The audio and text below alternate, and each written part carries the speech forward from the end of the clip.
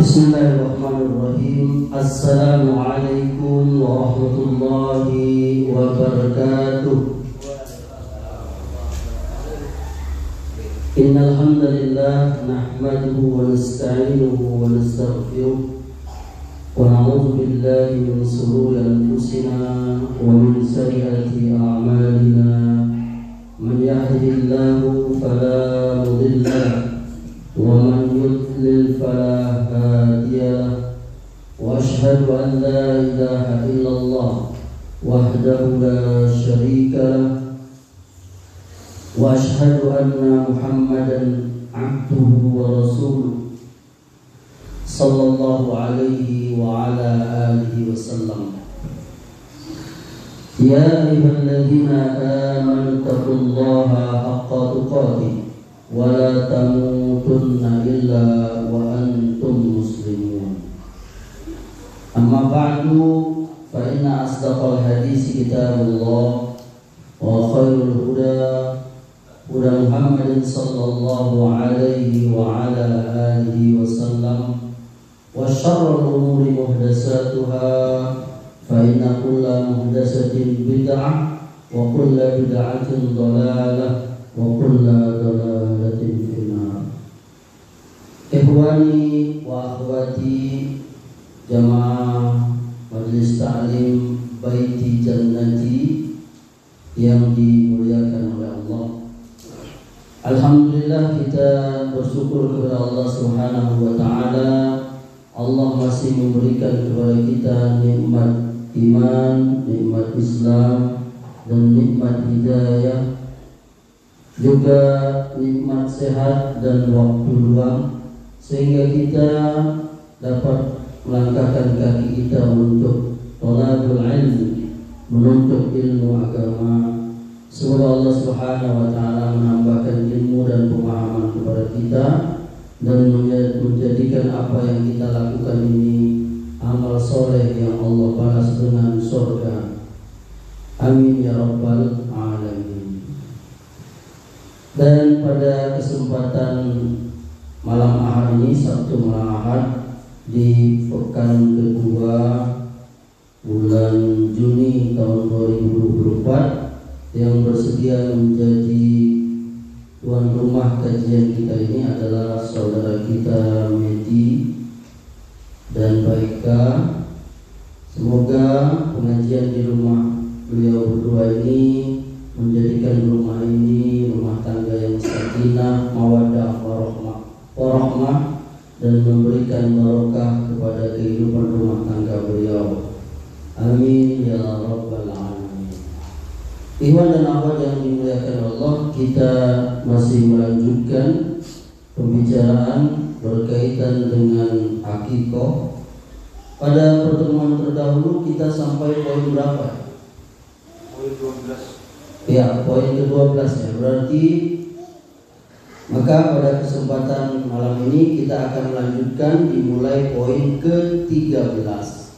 Poin yang ke-13, untuk siapakah dagingnya itu? Jadi daging akikah dari hewan, yakni kambing yang dipotong tadi, itu diberikan untuk siapa? Maka dalam hal ini, dalam masalah ini tidak ada perselisihan di kalangan para ulama bahwa pembagian daging akikah ini sama atau hampir serupa dengan pembagian daging kurban, yakni sebagiannya boleh dimakan oleh keluarga yang mengakikahkan anaknya, dan sebagiannya lagi disedekahkan kepada fakir miskin atau juga dihadiahkan kepada jiran tetangga.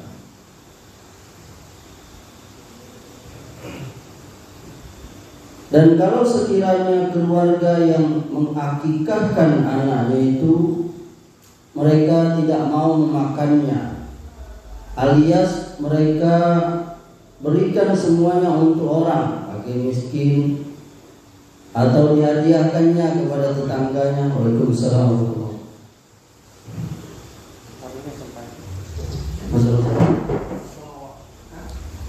Ya, dan kawan-kawannya, ya, maka itu juga hal yang tidak apa-apa, tidak ada halangannya, selama mereka tidak ada keyakinan, yakni apa? Yakni akikohnya itu, apa, makan daging akikoh itu makruh atau haram. Nah, kalau mereka menganggap makan daging akikoh itu makruh atau haram, ya, maka kalau keyakinannya demikian, hukumnya menjadi haram dan makruh kalau mereka makan. Jadi kesimpulannya, daging akikoh itu halal, makruh atau haram? Halal, ya. Jadi oleh karenanya para ulama, mereka menyukai bagi keluarga yang berakikoh itu untuk memakan sebagian dari daging akikah itu, yakni mereka mengkiaskannya dengan daging kurban. Sedangkan memakan sebagian daging kurban itu, yakni hukumnya sebagai sunnah menurut nas dari Al-Quran dan hadis yang sahih. Yakni Nabi memakan daging kurban beliau itu. Bahkan beliau belum makan apa-apa dari pagi itu, yang pertama beliau makan itu daging kurban beliau itu. Maka ini menjadi kias untuk akikoh itu, yakni apabila keluarga memakan sembelihan akikoh anaknya. Allahu a'lam. Yang ke-14, apakah dagingnya itu dibagikan dalam keadaan masih mentah atau setelah dimasak? Dan dalam masalah ini juga para ulama juga sepakat. Mereka mengatakan kedua-duanya itu boleh, baik dibagikan masih dalam keadaan mentah atau dibagikan setelah dimasak. Jadi orang tinggal makan. Hanya saja mereka berbeda pendapat, mana yang lebih utama, yakni mana yang lebih afdol itu, ya. Dan ternyata merupakan tambahan kebaikan, yakni ziyadah fil ihsan. Ziyadah fil ihsan, kalau dagingnya itu dibagikan setelah dimasak atau bahkan sekalian dengan kuahnya itu. Bahkan kalau memungkinkan, kalau kita mampu, maka juga sama dengan lauk pauknya yang lain, sama dengan nasinya. Dan semuanya itu merupakan kebaikan bersama tambahan-tambahan itu. Dalam rangka apa? Mensyukuri nikmat Allah yang besar, bergembira di hari-hari kebahagiaan di mana dia mendapatkan anak itu, ya kan? Dari pemberian Allah itu. Nah, tentu kalau kita memberinya lebih banyak, orang lebih senang, ya. Karena apa? Mengajak orang makan itu sendiri adalah hukumnya apa? Sunnah. Ngajak orang makan, apalagi ini memakan sesuatu yang memang disyariatkan dalam agama, ini daging akikah. Jadi itu para ulama tadi mengatakan sepertinya kalau dia dimasak itu lebih utama. Kenapa? Karena di situ ada tambahan-tambahan kebaikan. Ya, ini ada. Kalau mentah tadi kan orang masak dulu sendiri, ya kan? dan seterusnya. Tapi kalau sudah dikasih tinggal makan, nah itu ada tambahan kebaikan di situ. Dilihat dari apa? Cara pengerjaannya. Kemudian yang ke-15, boleh tak diundang orang banyak, yakni untuk makan bersama di rumah yang menyelenggarakan akikah itu. Nah, dalam hal ini juga para ulama mereka mengatakan boleh, yakni kita mengundang orang makan bersama-sama daging sembelihan di rumah, yakni keluarga kita yang berakikah. Baik diundang sebagiannya atau semuanya, atau diundang sebagiannya sedangkan sebagian yang lain dikasih dalam keadaan apa? Mentah.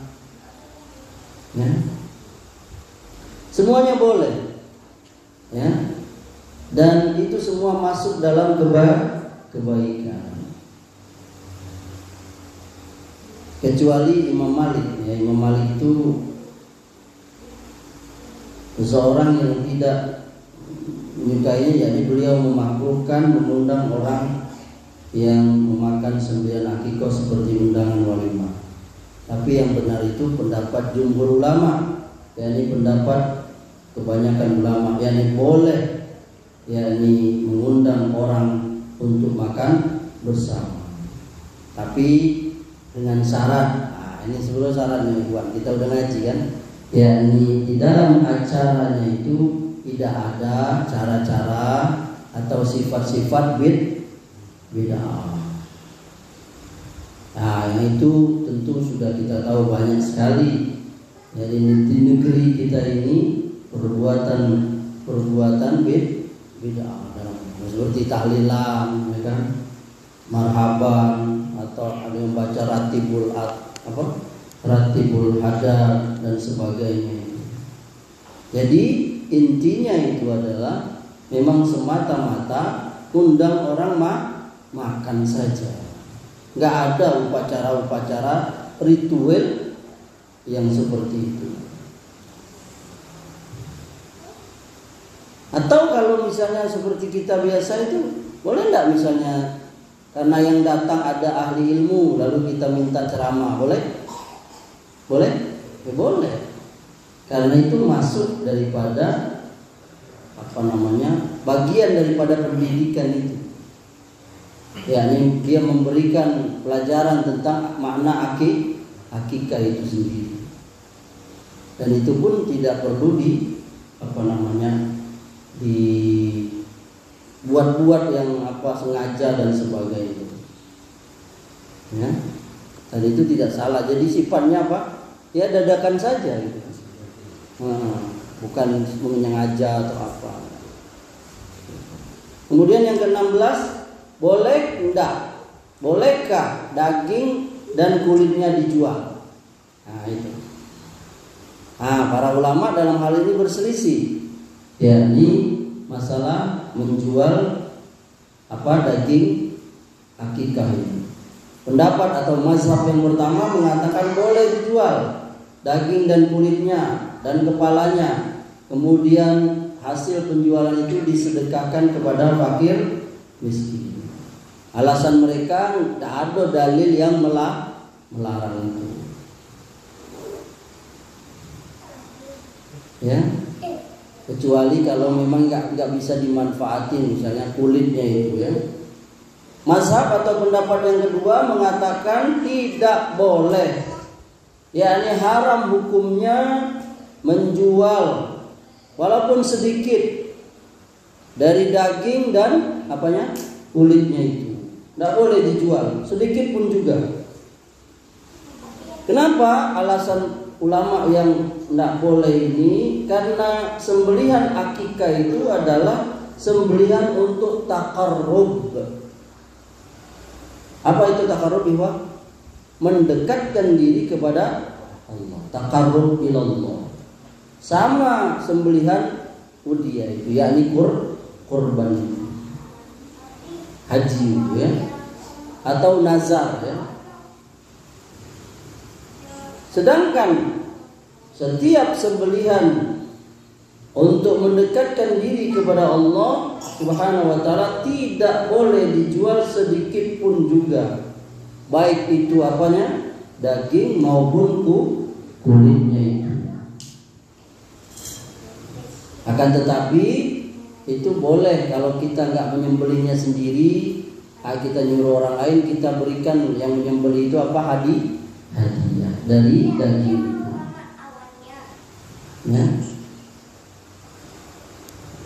Sedangkan upahnya itu kalau ada harus bayar upah jasa itu dari uang orang yang melakukan kurban atau nazar atau akikah itu. Bukan daging itu sebagai alat bayar, tapi dari uang yang lain. Jadi pure daging tulang itu untuk akikah, untuk kurban tadi, untuk nazar. Gak boleh dia dijadikan sebagai alat transaksi bayar. Kau bantu ya akikah, kau bantu ya kurban ini, upahnya ke kepalanya, kakinya ambil dari kau. Itu gak boleh. Tapi kalau hadiah boleh. Nah, membedakannya apa? Membedakannya apa? Akadnya, perjanjiannya itu apa? Jadi kalau hadiahnya ambil untuk kau, itu gak apa-apa. Jadi akad itu perlu dibuat.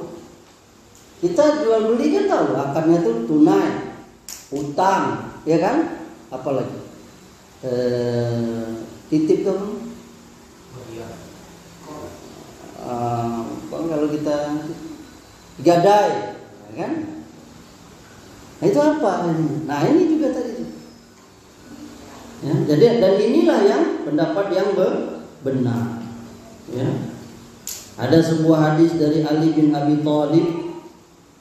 Sesungguhnya Nabi Sallallahu Alaihi Wasallam telah memerintahkannya untuk mengurus unta kurban itu dan memerintahkannya untuk membagikan semuanya sembelihan itu, dagingnya dan kulitnya dan pakaian unta tersebut kepada orang-orang miskin.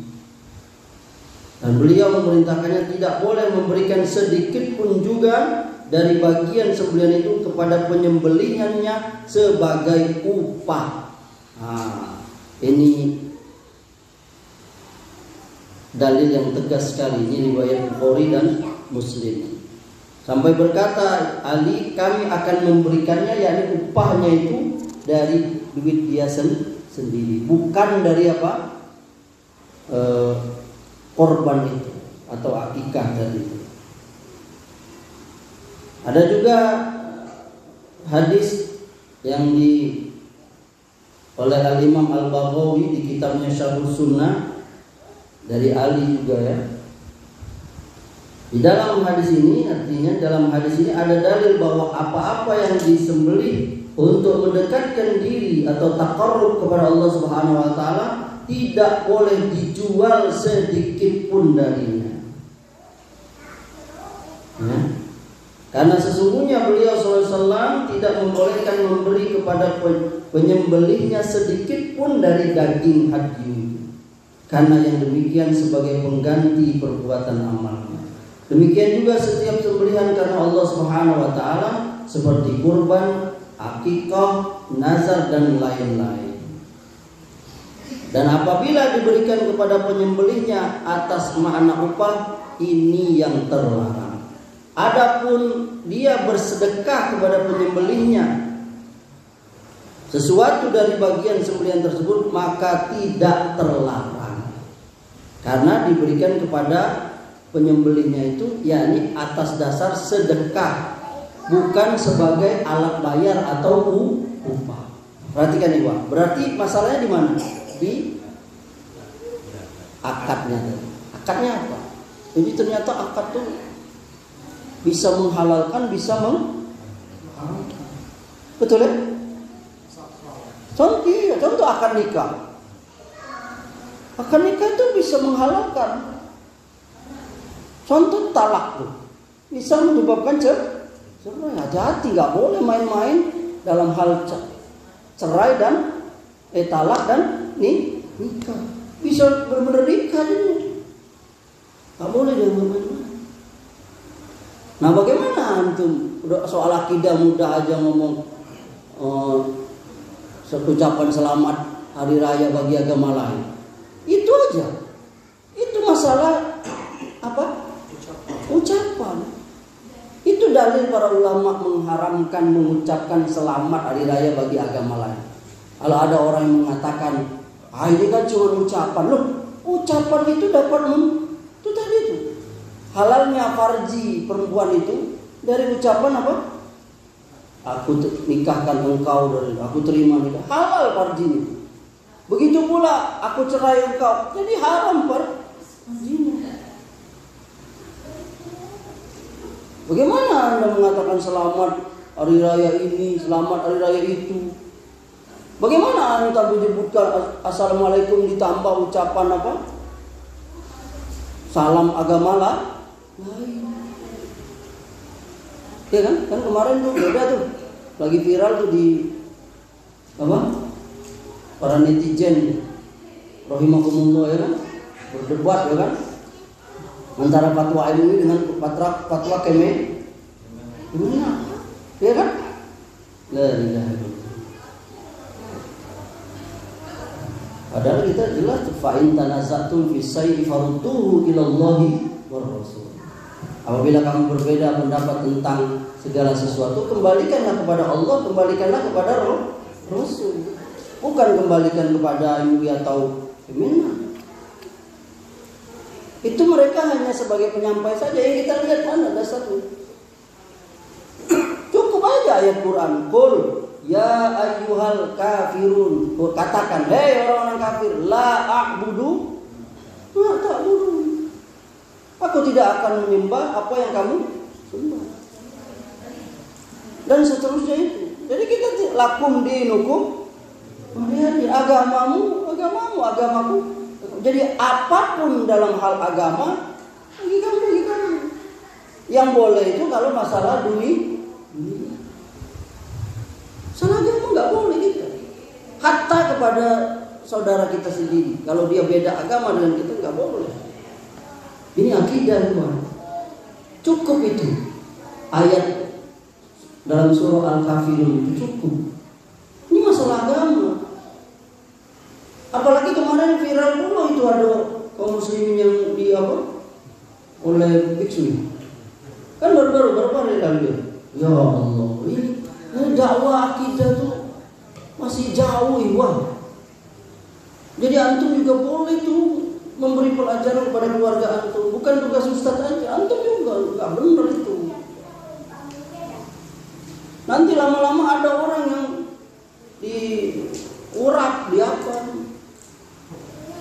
Iya kan? Mereka menganggap itu kan cuma, iya itu kata antum. Coba tanyakan kepada mereka, mau nggak mereka coba sebutkan orang non muslim itu. Ayo baca asyhadu Allah ilaha illallah. Mau nggak dia? Kalau dia nggak mau lah, kan ini kan cuma ucapan. Kira-kira jawaban mereka apa jawaban? Pasti nggak mau. Ya sama aja gitu juga. Apa namanya? Om Swastiastu apalah namanya. Itu kan ucapan, kita nggak mau. Kamu aja nggak mau juga. Coba kamu mau nggak? Asyhadu Allah ilaha illallah. Wa asyhadu anna Muhammadan abduhu wa rasuluh. Mau nggak dia? Kita bimbing kayak gitu. Kan nggak mau, kan cuma ucapan mas. Nah, itu nggak mau. Kenapa? Karena itu terkait agama. Kemarin tuh ada beberapa hari lalu, seminggu atau apa, Ana mau ngomong di grup tuh, mau kehadiran antum semua, tapi kayaknya nggak jadi. Pada lupa, Ana ditelepon, sama Ustaz Asep, katanya ada orang mau masuk Islam di musola kita, dia Ustaz Asep nyuruh Ana, tapi nggak ada sampai Sekarang udah. Padahal anak udah mau kasih tahu. Qadarullah ya. Beberapa waktu yang lalu. Ya.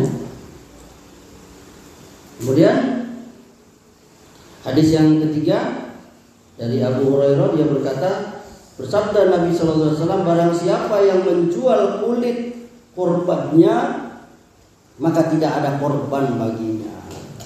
Nah, ini tegas-tegas dalil ya. Jadi karena akikah itu sama-sama penyembelihan dalam rangka ibadah, maka daging akikah itu tidak juga boleh dijual. Dia hanya boleh dibagikan secara cuma, baik itu sedekah atau hadiah. Kemudian yang terakhir, yang ke-17, faidah akikah. Di antara fawaid atau faedah-faedah akikah, yang pertama, taqarrub kepada Allah Subhanahu wa taala. Apa tadi? Mendekatkan diri kepada Allah. Jadi melakukan akikah itu kita mendekatkan diri kepada Allah. Ya. Jadi menyembelih hewan itu merupakan sesuatu perkara yang besar dalam agama kita. Allah berfirman, inna salati wa nusuki wa mahyaya wa mamati lillahi rabbil alamin. Sesungguhnya salatku, nusuki itu apa? Sering diterjemahkan itu ibadah. Sebenarnya nusuk itu yakni sembelihanku. Wa mahyaya, hidupku, wa mamati, matiku, lillahi rabbil alamin. Hanya karena Allah, hanya untuk Allah. Bahkan ini sebagian kita menjadikannya sebagai lafaz iftitah. Inna sholati wa nusuki wa mahyaya wa mamati. Di situ ada sembelihanku. Nah, sembelihan dalam agama kita itu ada 4. Pertama, sembelihan dalam rangka untuk dimakan. Apa? Dimakan. Ini hukumnya halal selama yang disembelih hewannya halal dan cara menyembelihnya apa? Halal. Yang kedua, hukumnya mubah, yakni sembelihan untuk kita jual. Misalnya ada orang yang tukang jual ayam potong, kambing potong, dan seterusnya, jual daging, ya kan? Dagang. Maka itu hukumnya mubah, boleh, halal, selama yang dijual dan cara memotongnya hewan yang halal. Yang ketiga, yakni sembelihan yang haram. Apa itu sembelihan yang haram? Yakni dia menyembelih untuk syaitan. Untuk siapa?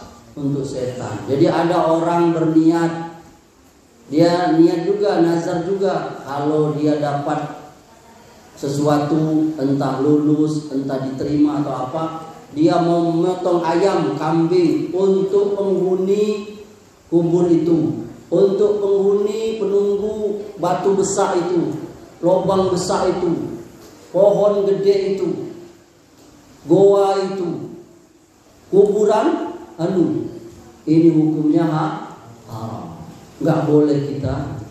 Atau dia nyembelih kerbau misalnya untuk persembahan Dewi yang di pantai selatan, tahu siapa dia? Pernah ketemu? Roro Kidul. Artinya pakai baju merah ya, bukan baju hijau ya. Karena kalau di sana katanya hurafatnya itu, syiriknya, tahyulnya itu nggak boleh pakai baju warna hijau. Nah, itu masih hurafat tahyul, tidak. Nah itu sembelihan untuk apa? Untuk jin itu. Nah itu haram, itu nggak boleh. Sedekah bumi namanya atau apalah, pokoknya berupa sembelihan ini haram. Bahkan sebagian itu sadis. Coba lihat agama-agama di luar Islam. Ada yang ditusuk, ya kan? Ada yang ditebas kepalanya langsung. Lalu sebagiannya itu ada juga bid'ah masuk ke syirik juga itu. Sebagian orang yang beli misalnya ayam, lalu darahnya itu dia apa? disiram ke rumah baru, disiram ke mobil baru, disiram ke motor baru, disiram ke bini dan itu rumah baru, mobil baru, motor baru, bini baru itu. Kenapa? Katanya supaya jangan dapat celah. Nah, ini bid'ah ini. Bahkan kalau dia untuk jin itu syirik itu. Ngapain itu? Itu tradisi jahiliyah itu. Kalau kita lihat masih banyak di Indonesia di bagian orang-orang dinamisme ya, animisme itu yang mereka menyembelih hewan, ada yang ditusuk lalu darahnya itu dipoles di rumahnya itu akhirnya masuk ke bid'ah, syirik, tahayul, khurafat. Nah itu orang Islam harus menjauhi, yakni sembelihan yang untuk syaitan, baik itu apalagi acara musyrik yang bid'ah saja jangan. Ya. Kemudian yang Yang keempat, sembelihan yang disyariatkan. Sembelihan disyariatkan itu yakni kurban. Nanti insya Allah 9 hari lagi ya, tanggal 10, 11, 12, 13 itu hari raya kurban, udhiyah. Itu disyariatkan sebagai syariat dalam agama kita. Kurban ini udah lama ya kan. Zaman Nabi Adam dulu, Kabil dan Habil itu disuruh oleh Allah berkorban, maka diterimalah korbannya Habil. Kabil ditolak. Kenapa? Siapa yang diterima dinikahkan dengan Iklima. Iklima itu saudara kembalnya Kabil. Cantik, lebih cantik dia daripada Labuda itu. Itu namanya. Wallahu alam riwayatnya dari mana nggak tahu, ini sebagai pembeda aja ya.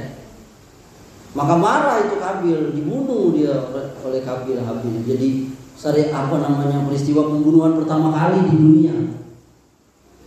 Kabil. Jadi siapa yang bunuh zaman sekarang, Kabil dapat dosanya karena dia yang membuat sunnah itu pertama kali, sunnah bunuh. Yani sunnah di sini maksudnya cara itu.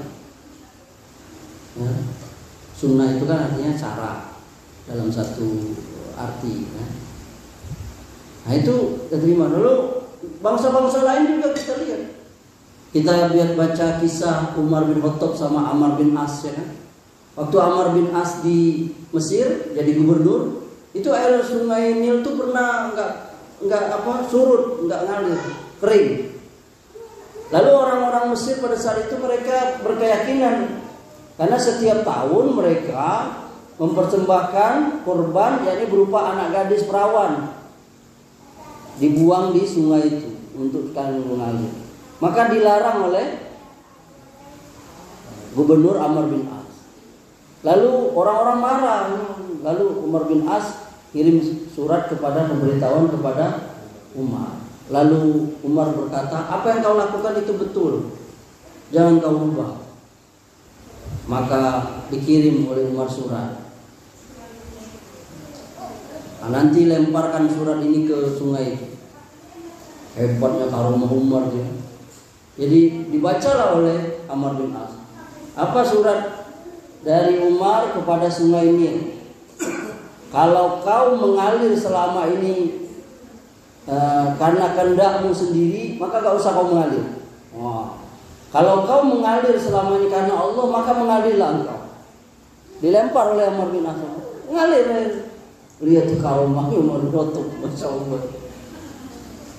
Dari situ para ulama. Jadi yang namanya persembahan berupa hewan kurban itu dari dahulu. Dan kita tahu syariat kurban itu yakni syariatnya dari perjalanan jelas Nabi Ibrahim. Ya kan? Nabi Ibrahim itu bermimpi 3 malam berturut-turut menyembelih anaknya Ismail. Lalu dia bertanya pada Ismail, bagaimana menurut pendapatmu? Kalau memang itu perintah Allah, duhai ayah, lakukan. Masya Allah. Anak yang soleh, bapak yang kuat. Coba lihat, bertahun-tahun nggak punya anak Ibrahim sama Sarah. Lalu disuruh Sarah nikah sama Hajar. Dapat punya anak disuruh potong. Mungkin Allah melihat ini ada cinta kepada anak. Mana Allah menguji kau cinta sama anak kau atau sama aku. Ternyata Ibrahim cinta dengan Allah. Di baliknya badan waktu mau menyembelih Ismail di baliknya. Tapi Allah langsung melarang. Turun malaikat Jibril. Diganti dengan kibas domba yang besar dan tumbuh. Dan itu jadi syariat kita sekarang. Antum yang bisa berkorban pahala besar menanti yang itu. Ini syariat ini. Syariat penyembelihan. Jadi jangan main-main penyembelihan itu, korban itu. Antum bisa masuk surga. Ada orang bisa masuk neraka. Antum ingat nggak kisah lalat? Ada orang masuk surga gara-gara lalat. Ada orang masuk neraka gara-gara, tahu kan kisahnya? Ada orang lewat di satu negeri. Jangan lewat di sini. Kau harus persembahkan sesuatu hewan. Aku nggak ada. Kata orang situ harus. Walaupun seekor lalat. Akhirnya dia sembahkan itu lalat. Dan dia akhirnya masuk neraka. Lewat lagi orang kedua. Kau nggak boleh lewat sini kecuali kau harus berkorban, persembahan korban. Aku nggak ada. Apa saja walaupun seekor lalat. Oh nggak mau aku. Itu syirik. Itu bid'ah. Nggak boleh teman-teman, dibunuh dia masuk surga. Lihat, korban jangan main-main teman. Jadi ibadah korban ini adalah ibadah yang besar dalam agama kita, penyembelihan. Termasuk yang kita sedang bahas ini, yakni akikah itu. Dan keduanya ini termasuk juga nazar, penyembelihan hewan karena nazar. Maka ini adalah dalam rangka mendekatkan diri kepada Allah. Yang kedua, menghidupkan sunnah Nabi SAW. Ya kan? Karena kita bergembira kepada Allah dapat anak, maka sunnah dari Nabi SAW yakni mengakikahkan anak. Yang ketiga, sebagai syiar Islam tentang kelahiran anak yang membedakan diri kita dengan orang kafir. Orang kafir nggak ada itu dari kita. Kita punya syariat yang namanya akikah. Yang keempat, sebagai tanda syukur kita kepada Allah Subhanahu wa taala yang sangat besar karena seseorang diberikan anak. Yang kelima, membebaskan anak kita itu dari tahanannya, yakni tergadai itu. Dan dia tidak bisa membebaskan dirinya kecuali dengan akikah. Ingat nggak pasal keberapa itu yang saat kita menjelaskan tentang apa makna tergadai itu? Yakni orang tua sama seperti kalau barang tergadai, bisa tidak kita manfaatin barang? Tidak bisa karena tergadai. Kita bisa manfaatinnya kalau kita menebusnya. Nah sama seperti itu, anak kalau belum diakikah dia masih tergadai, nggak bisa kita manfaatin. Kata para ulama, salah satu maknanya adalah nanti dia nggak bisa bantu kita di akhir, nggak bisa memberi syafaat. Salah satunya itu sudah kita bahas kan pada poin keberapa itu. Yang keenam, bergembira pada hari yang kita sangat gembira, itu bahagia karena hadirnya buah hati itu. Yang ketujuh, ini adalah salah satu infak kita dengan harta di jalan Allah. Dan ini mendatangkan cinta kepada Allah. Karena orang akikah itu kan mampunya berharta, dia mesti beli kambing. Kambing sekarang udah berapa itu paling murah? Ya kan? 2 jutaan. Nah itu menghidupkan sunnah Nabi dengan menginfakkan harta di jalan Allah. Yang kedelapan, memberi makan. Nah ini kan syariat Islam juga. Yani ngasih orang makan itu sunnah dari kita. Agama kita yang memberi makan itu. Jadi isu-isu kristenisasi dengan apa? Indomie apa? Itu sebenarnya milik kita. Orang Islam itu hobi ngasih orang makan. Ngajak makan, traktir. Itu antum sering-sering ngajak ustaz antum traktir makan itu. Ketawa. Ya kan? Ayo Ustaz Amri kita makan di Kentucky, ya enggak apa-apa. Ya kan? Atau di mana ya kan? Rolaria, ya apa-apa itu. Ngajak makan traktir teman itu adalah sunnah agama kita. ngajak makan tetangga, keluarga dulu lah. Antum ngajak teman antum makan-makan, istri antum gak pernah antum ajak, gimana antum? Nah itu, jadi keluarga, teman, apalagi pakaian miskin, itu sunnah. Nah, sama seperti nyembeli hewan tadi, kita ngajak makan orang. Anak tunggu nih, istrinya lagi hamil ya. Yang ke-9, memberi manfaat kepada anak yang lahir dengan akikah itu, yakni kita sudah menebusnya itu. Sebagaimana Ismail, Allah telah ganti dia dengan kibas, yakni nama kambing yang besar itu tadi, yang gemuk itu. Yang terakhir, faedah dari akikah itu yakni menunjukkan yakni tanggung jawab kita sebagai ayah atau sebagai orang tua. Itu poin ke-17 ya. Yang terakhir, kita masuk kepada bab berikutnya, bab ke-24, mencukur rambut kepala bayi pada hari ke-7. Jadi sunnah yang sangat ditekankan itu yakni mencukur habis kepala bayi pada hari ke-7. Itu ikhwan. Kalaupun kita nggak sanggup akikah, motong apa, tetap kita tetap kita cukur rambut anak kita itu pada hari ke-7. Ya. Ini berdasarkan hadis Samurah bin Jundab, mencukur habis kepala anak itu, baik anak perempuan atau laki-laki, membuang rambut kotornya itu.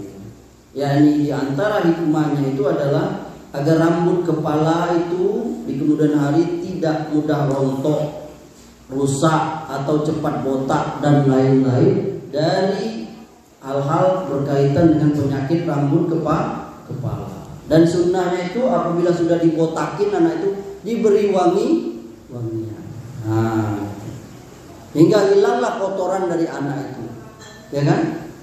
Sebagian anak itu kan masih kotor, rambutnya ada darahnya, masih air ketubannya. Nah, dengan digundul habis itu, ini menunjukkan anak itu bersih dan wangi, ya. Dan ini menunjukkan bahwa bayi yang tidak dicukur atau dibotak sampai lama, bahkan sampai ada yang seterusnya sampai dia dewasa, ini disebut bayi itu masih kotor, ya. Karena belum dibersihkan rambut bawaan dia lahir itu tadi. Walaupun dia dimandikan sehari 2 sampai 3 kali. Paham ya? Jadi bayi itu tetap kita botakin kepalanya, walaupun kita nggak menyembelih hewan. Cukup seperti itu. Yang ke-25, bersedekah dengan berat timbangan rambut itu, dengan harga perak atau dengan perak itu sendiri. Jadi setelah rambut itu kita botakin, siapa yang botakinnya Ustaz? Ya terserah antum kalau berani antum, istri antum kalau berani istri antum, bapak antum atau berani, siapa yang berani? Kalau anak dulu anak tuh. Oke apa? Set. Anak yang 3 anak tuh. Lalu ditimbang gitu ya. Beratnya itu berapa? Misalnya 0, berapa? Perak, itu sedekahkan bagi orang miskin. Atau dihargakan dengan uang berapa itu? Berat perak segitu itu berapa? Kan berapalah beratnya Pak? Rambut ya kan? Nah segitu. Kecuali kalau rambutnya lebat, nah, itu berat. Kalau rambutnya nggak lebat, ya kan? Ringan sekali itu ya. Jadi ini menunjukkan syariat kita ya. Yakni bersedekah dengan rambut habis dipotong saat akikah itu. Kemudian yang terakhir yang ke-26 Ikhwan, jadi tertib amal ketika anak lahir itu kita ulangi ya. Jadi pada hari pertama itu, pertama memberi anak, yang kedua mentahnik dan mendoakan keberkahan. Itu poin pertama dulu ya. Pada hari kelahiran boleh memberi nama, mentahniknya mengunyah atau melumat korma sedikit, jangan segini antum. Keselak anak antum. Dikit aja.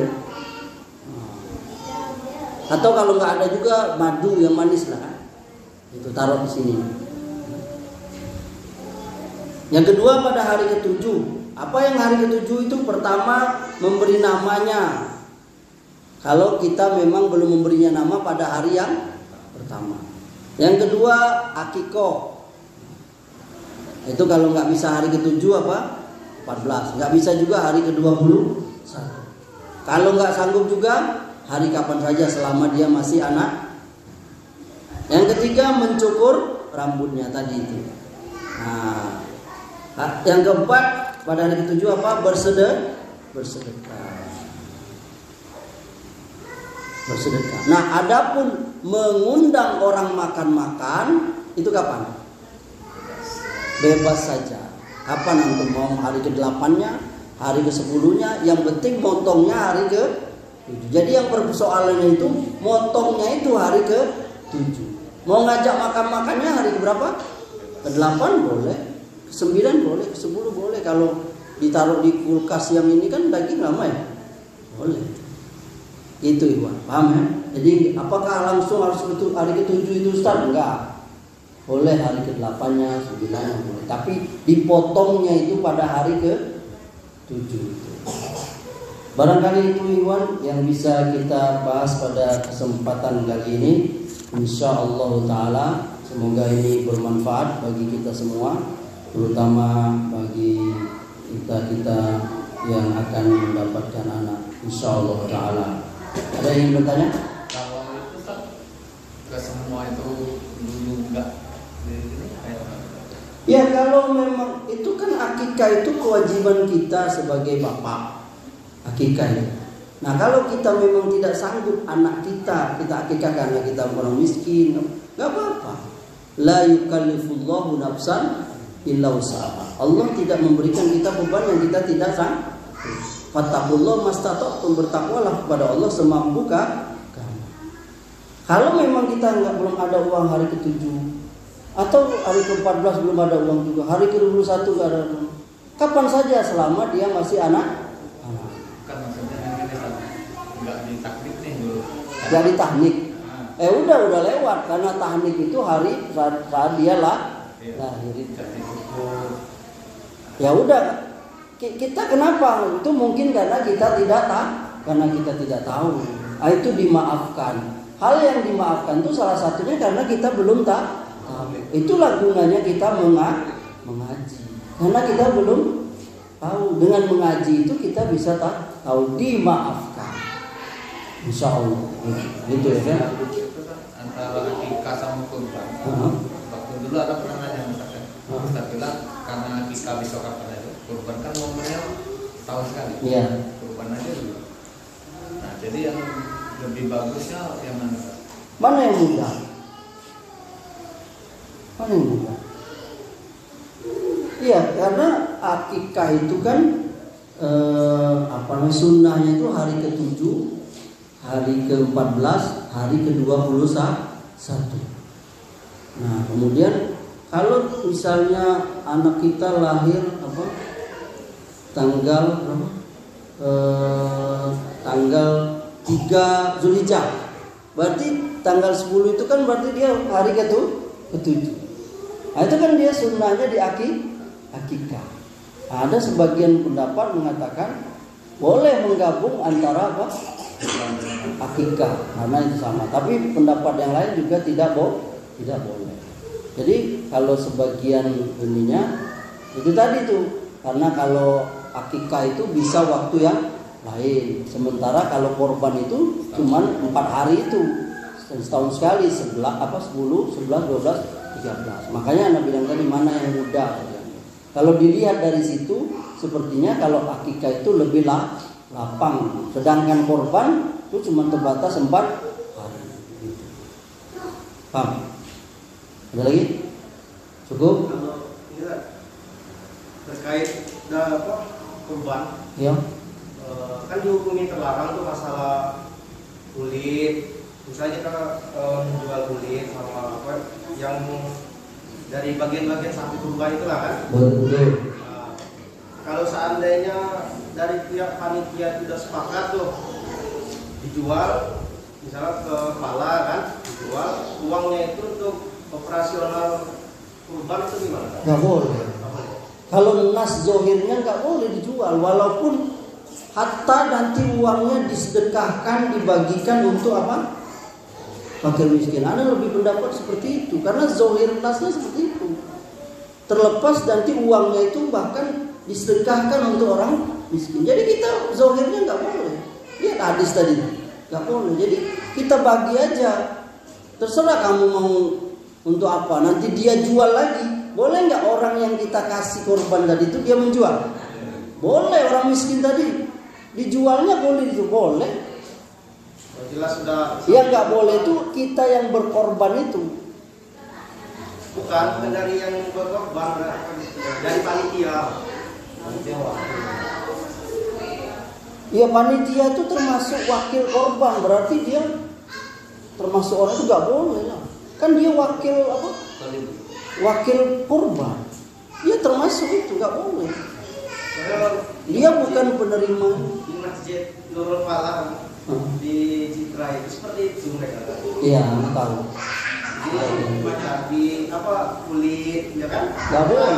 Pernah ketangkap sama anak tuh, Mas, ini kok dibawa sudah dibeli sama panitia, kan? Nah, tanya sama panitia kan, uangnya itu untuk ya untuk operasional itu kan, kayak beli kopi, beli asoy, gitu Nggak kan? boleh itu.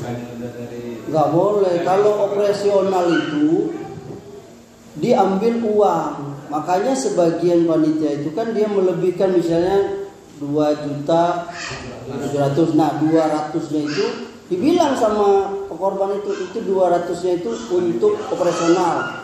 Apalah namanya?